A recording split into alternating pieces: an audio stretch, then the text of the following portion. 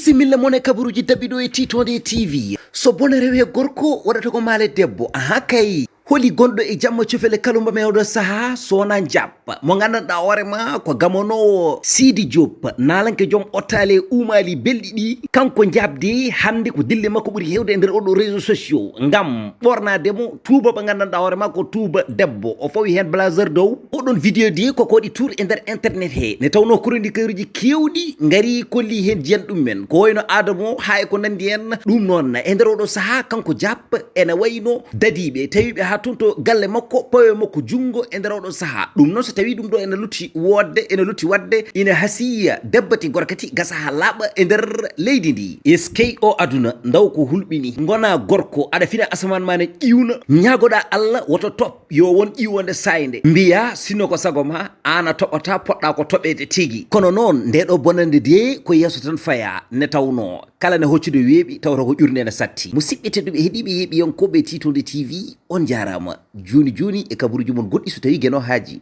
windaɗo abonné ñoƴƴuɗon to windaɗo abonné koko wojji ñoƴƴa sa ñoƴƴi ñoƴƴa e cloche oɗo mbo kollumon mi sa ñoƴƴi